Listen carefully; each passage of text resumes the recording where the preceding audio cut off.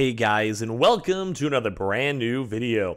In this video, we actually have some pretty somewhat desperate news going on over here with the PlayStation and also a little bit on the Xbox side when it comes to all of the economy, game spending, game news, and a lot of the big warring features going on, pretty much being spread out all throughout the gaming community. So we have a lot of things to go discuss and talk about with a lot of big things being spread out all throughout the past few days, and as well, there's just kind of a conflicting thing of what Sony wants to do in the future, what they want to do with the PlayStation 5, and what they're going to want to do with games overall. So a lot of different things to go talk about, a lot of good and bad, I guess, because it's always nice to have a plan, but also not good to be in this kind of worried spot. And as well, if you guys are brand new, make sure you guys are subscribed with the notifications on. And for the PS5 giveaway, we do have our Amazon links down below, Howl links down below, Target links. We've been seeing loads of pickups from there, and the Twitter and Twitch if you guys want to go and follow.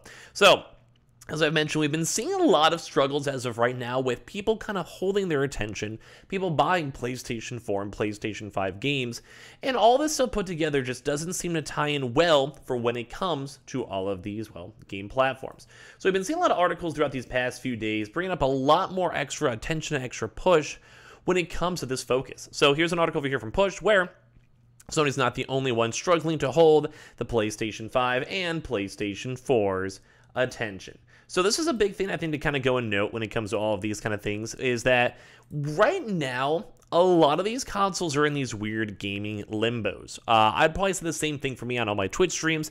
There isn't really that many games. There's not really that many games lined up, and as well, there's nothing that's been cultivating up the entire gaming industry. Before, we'd have the occasional, say, Fall Guys, or, Fortnite, or anything in between, even, like Splitgate. Right now, we kind of got nothing. So, in its most recent financial report, Sony revealed that it would actually be taking action as the PlayStation 5 and PlayStation 4 owners were playing a lot less than it had actually anticipated. The firm noted that gameplay time declined a significant 15% year over year for the 3-month period ending of the 30th of June 2022, a pretty huge slump all things considered, but it's being reflected right across the industry. So, this is not just a PlayStation issue, it probably will be regards into Steam, in regards to Epic, in regards to EA, Ubisoft, Xbox, and Switch, and also obviously the PS5. And it does kind of seem like that's in the same boat, because as I've looked through Twitch analytics, YouTube analytics, general games, game trends, buys, etc., there is basically no good games coming out. We've had a very, very dry, boring period, and although we do have quite a few good games coming out in the near future, as of this current moment itself, we haven't seen too much. Like right now, we're kind of just in this awkward limbo, waiting for anything fun to go play and check out. Call of Duty, for example, is actually funny enough, although this was a big issue from yesterday, where PlayStation was very worried about Activision, very worried about the big monopoly that Call of Duty has. Call of Duty, funny enough, is actually even one of the biggest games still having a horrible time. So they say, which this will likely be affecting PlayStation's engagement statistics as well. The franchise saw its active players dwindle from 127 million, which is an astronomically huge number, this time last year to just 94 million now. That's a 33 million active user decline, and it also did contribute to a 28% slump in revenue. Now, I don't think that's necessarily a bad thing, because we do have a brand new Call of Duty coming out soon, and we do have, we're prepping for that stuff. We'll probably see some betas, and obviously, when we have a game, say like Battlefield, whatever, if there hasn't been a big update in quite some time, player base goes down. If there hasn't been a brand new integration of it, Assassin's Creed, etc., Call of Duty, obviously going to keep going down too as well. So we're seeing all this stuff, and we're rolling through all this stuff, and it doesn't really seem like that big of a deal, and that being that good in general. So it's funny, because literally yesterday we were seeing reports and news articles and everything that Sony's like, oh my god, we can't compete with Call of Duty. We can't make our own version. They have thousands of developers working on it. But it's interesting to me, because even in that video, if you guys saw it, I think that PlayStation totally could. You don't need to have 3,000 people making a game to make it good. You could just have a lot of really, a smaller amount of higher class developers, coders, artists, whatever it may be, actually sitting down and making an even better version if you really want it. And I do think that's a big thing to know. is that as right this second, there is a lot of potential for PlayStation to soak up this market. it was kind of what we were expecting from Battlefield, where Battlefield itself just didn't really have a lot of oomph to the game, but the hype was there. Same thing with Splitgate, same thing with Halo. We kind of knew these games had potential to take the market by storm, but sadly enough, a lot of these games just don't necessarily stick, whether they're just not a good version or just mediocre or whatever it may be. But it's kind of funny because as of yesterday, everyone's all worried about Call of Duty and worried about how it's going to be a monopoly and worried about everything, which it still may be. Like, I don't want to deny that, but as of right now, it's funny because Call of Duty is just not doing too good. Activision itself, not doing too good. So in fact, Activision Blizzard's numbers have actually been on a bit of a downward spiral since peaking in March 2021. And this is the lowest they've actually been since 2019 before the start of the pandemic. It's probably safe to assume that the reduction of lockdown restrictions is playing a pretty major role here, although Call of Duty Vanguard has largely been considered a misfire by the firm as well, which I'd probably stand by too. Many of our folks just did not enjoy the Call of Duty Vanguard vibe, and as well, with people going outside, it's summer, people want to exist. I mean, I'm probably going to go for a walk the second this video is all uploaded. I think it's kind of a nice vibe at the end of the day.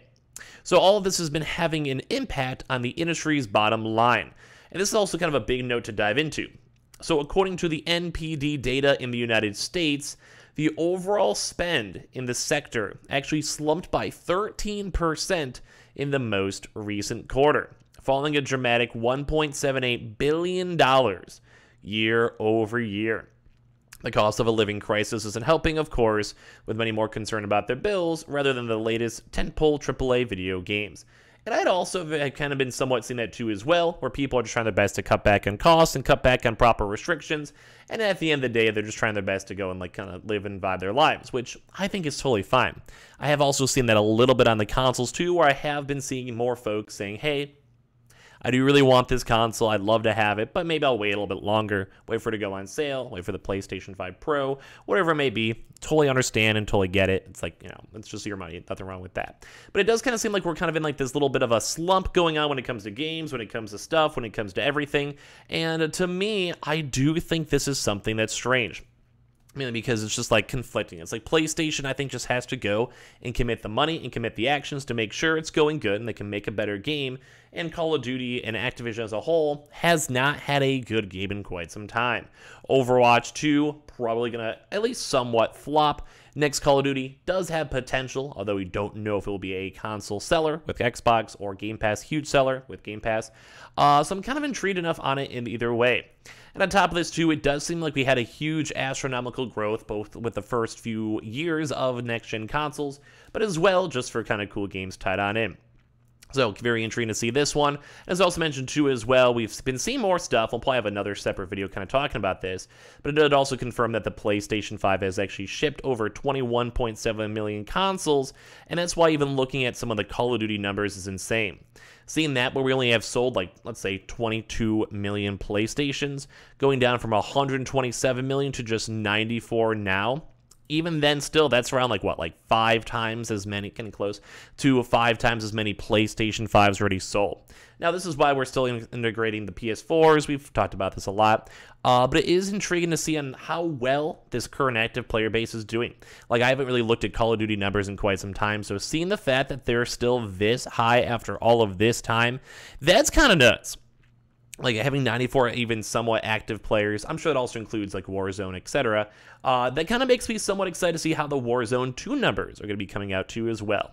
And once again, I still think that if PlayStation put their heart and mind into it, they totally could go and rock on out over here. But it does seem like everything, the PlayStation 5, Xbox, Switch, is definitely in a big downward spiral. And it does seem like the PlayStation is somewhat struggling to hold the gamers' attentions, to hold profit revenues, and to kind of maintain that huge upwards, like, whoop, we had from all the stock market, general market, pandemic market, and everything else tied on in.